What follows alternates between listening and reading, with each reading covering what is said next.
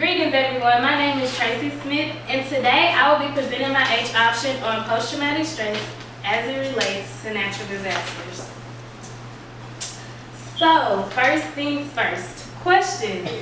What are your thoughts on PTSD? Do you believe that natural disasters can increase a person's chances of developing PTSD? Yes. So why do you believe that? Most definitely because of the simple fact that basic statistics states that 36% of Americans in the U.S. face PTSD based from natural disasters. Okay, so a statistic says that you know. Okay, so what is PTSD in your own words? What is your definition of PTSD? Like something happens to someone and they're like messed up. Okay, yeah. So to speak. Anyone To me, else? it's kind of, well, I can't give a definition, but I can give an example. It's kind of like the great flood that just happened in Baton Rouge, and like the after effect of like the attitude and like how people feel after it's happened.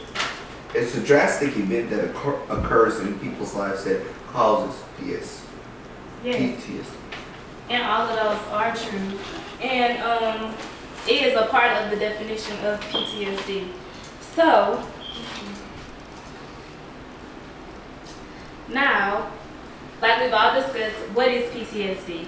So, PTSD can be described as a mental health disorder. Most people develop it like how you just said, the Great Flood of 2016, that's a natural disaster. People develop it after experiencing possibly life-threatening events. Maybe being in combat, going to war, natural disasters, maybe facing sexual assault, being in a very bad car accident, and just a lot of other things.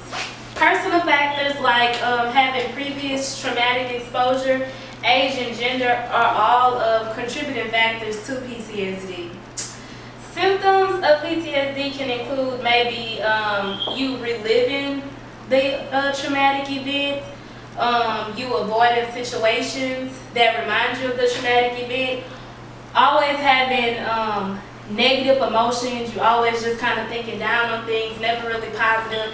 And also maybe if you get keyed up, hyperarousal, maybe you get really nervous or agitated at moments, or if you get really angry.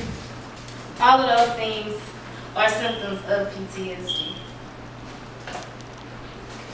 So as we all know, natural disasters can be very severe and have a large impact on people. They can range from being very mild to very severe. And the fact that they can range means that their level of impact on people can also range.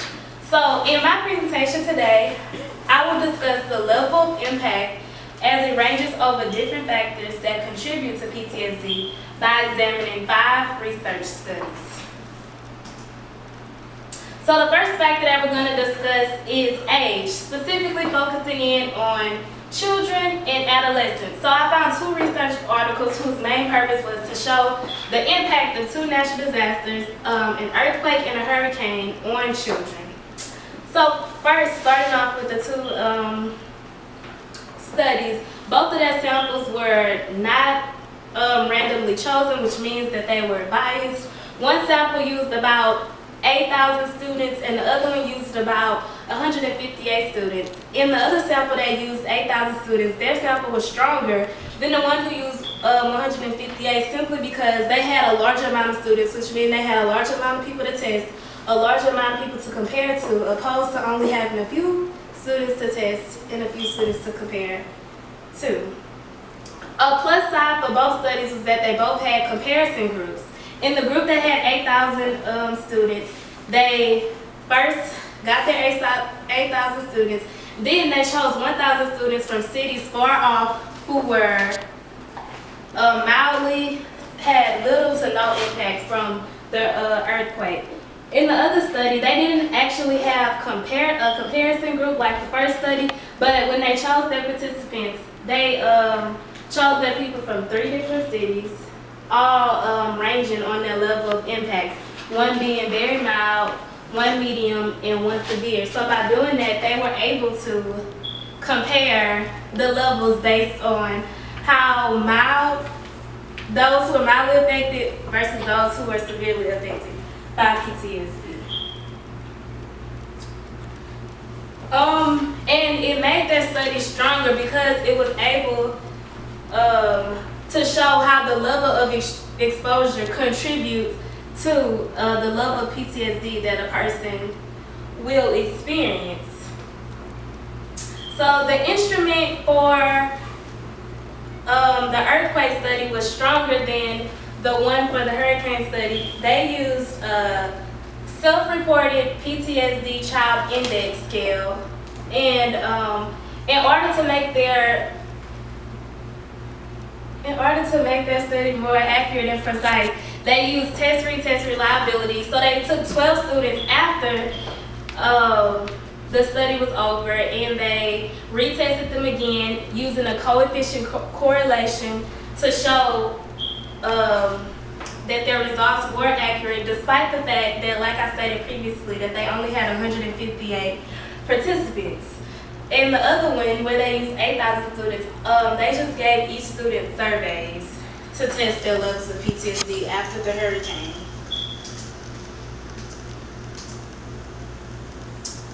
So, apart from children and adolescents, still on the factor of age, I also found another research study that focused in on university students who have been affected after Hurricane Katrina. So basically, just like the first two studies, the samples were not randomly chosen. They were biased, and it was basically a sample of convenience because they told students in their classroom, they made classroom announcements for them to participate in the study, and they also had registration systems online for them to register for the study. In theirs, the instrument used for theirs was called a DASS, which stood for Depression, Anxiety, and Stress Scale, which was similar to the measure used in the hurricane study, which was the PTSD Child Index Scale. Unlike the other two studies, this study did not have a comparison group. It was basically just like a one-shot case study that gathered their students for the experiment.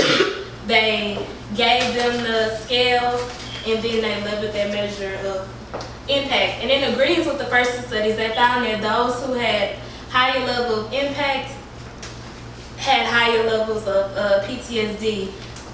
They divided theirs into displaced and non-displaced students. They found that those who had been displaced showed higher levels of PTSD than those who had not been displaced.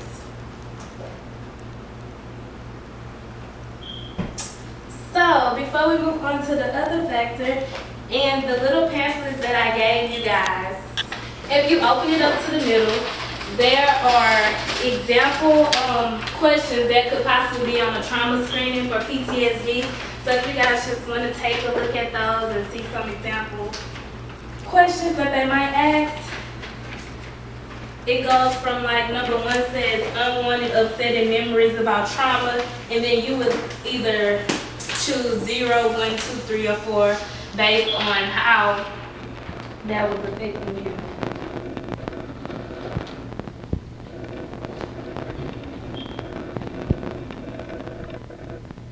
Okay, and aside from that, there are also other factors that also contribute to PTSD other than just age. And I found 2 other research studies that showed that there are other factors such as your gender, whether you're female or male, whether you are educated or not, or how the level of education that you have received, whether you're employed or not employed, and of course whether you live in an area that has been greatly affected by a natural disaster. It also showed that social support and religious beliefs also play a part in the levels of PTSD that a person could experience. In both of these 2 studies, they both grouped the levels of PTSD into classes. The first one, theirs was grouped into Latin classes, which included low/negotiable symptoms, intermediate symptoms, and severe/persuasive symptoms. In the other group, they also use categories, but they called theirs trajectories, and their trajectories included resistance or resilience, chronic, delayed dysfunction, and recovery.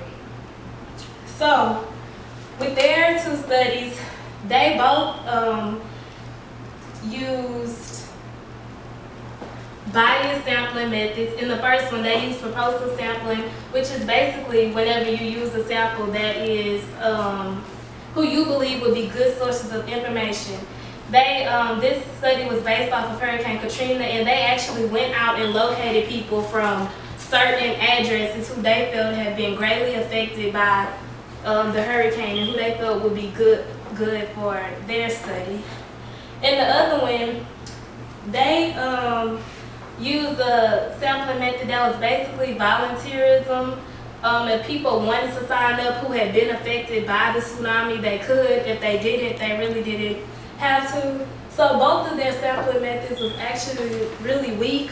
But on the first one, they tried to make up for it by getting a comparison group from another country who had not been affected by the hurricane at all whatsoever.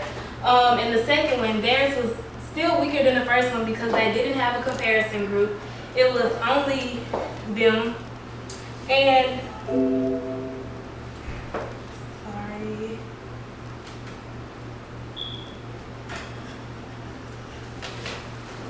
And in the first study, for the measure that they used the PTSD model from the Composite International Diagnostic Interview.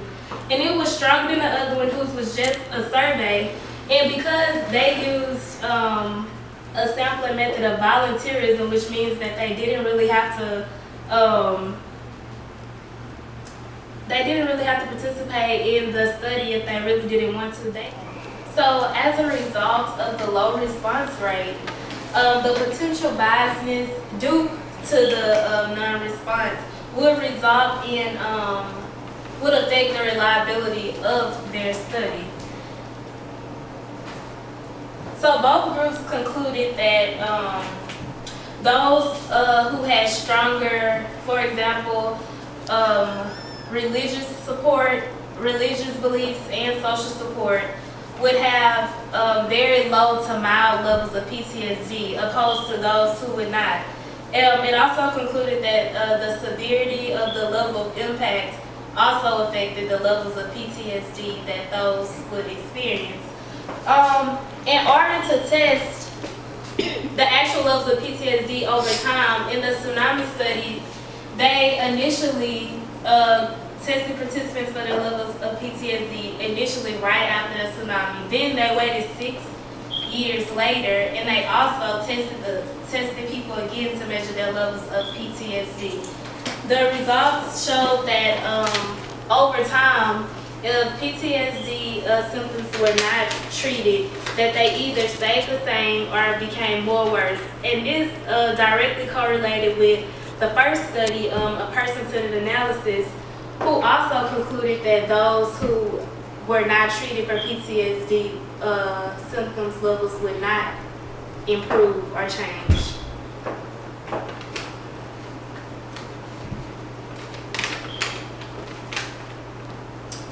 So, in conclusion, when looking back at all of these different studies conducted on natural disasters as it relates to post-traumatic stress disorder, they show that certain demographics such as your age, your gender, your race, the level of impact, the severity of the natural disaster, the type of natural disaster that you experience, all played a major role in post-traumatic stress symptoms that people experience.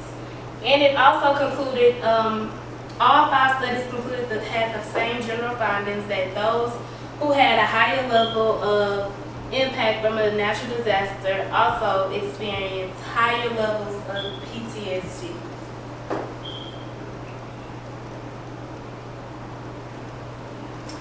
So now we're going to have a little trivia / review.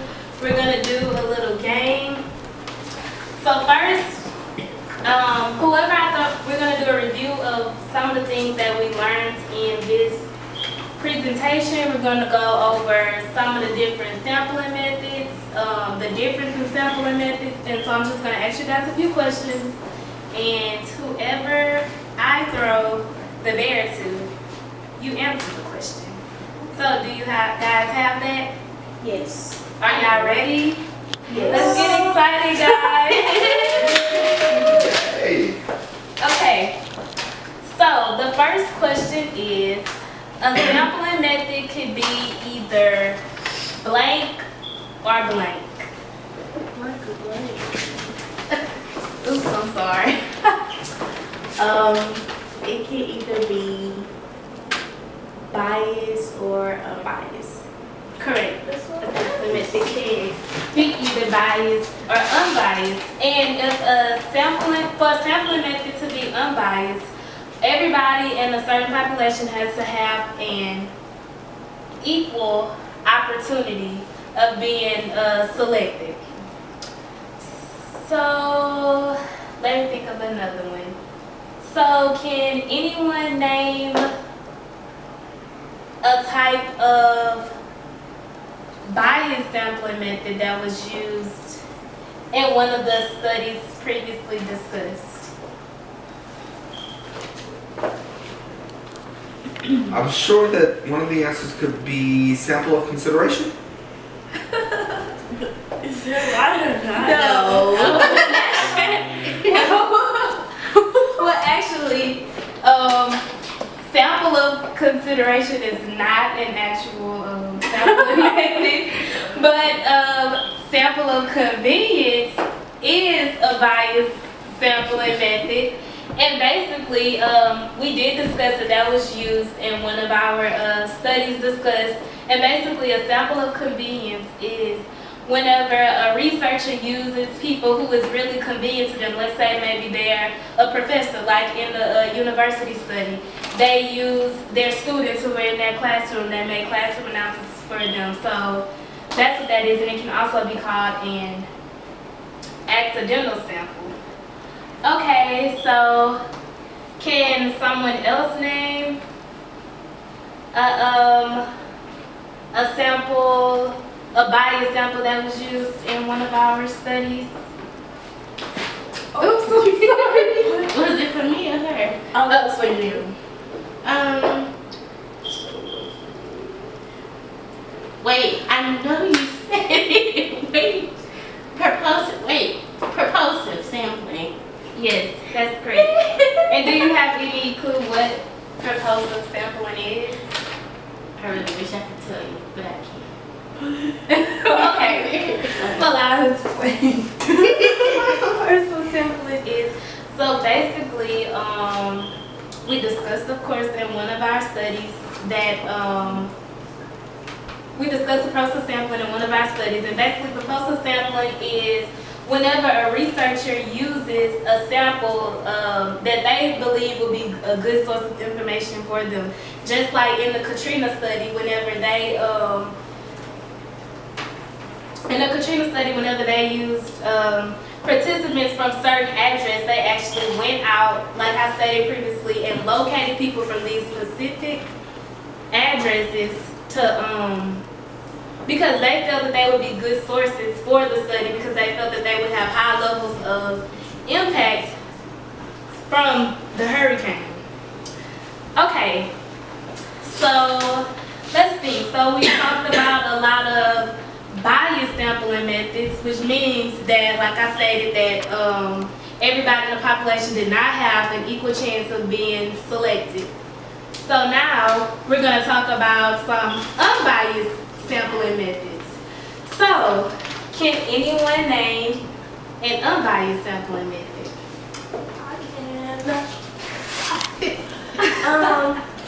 Unbiased. I think I can remember this from sociology. I think it's simple random sampling.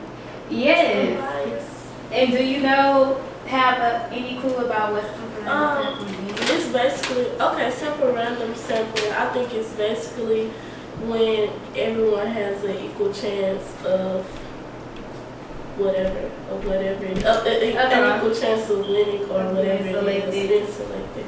Right.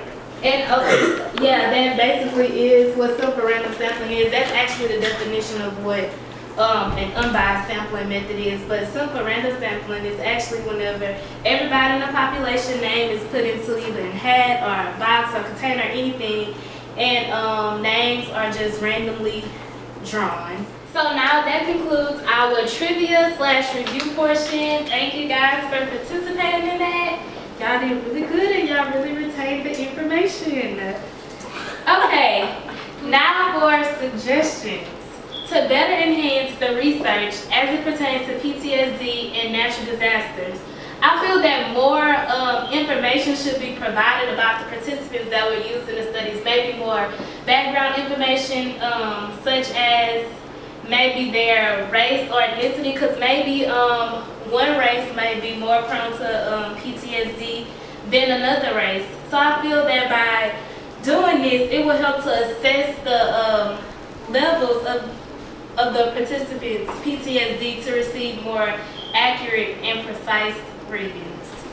And here are my references for all of my 5 research studies. And thank you guys for taking the time out to listen to my presentation.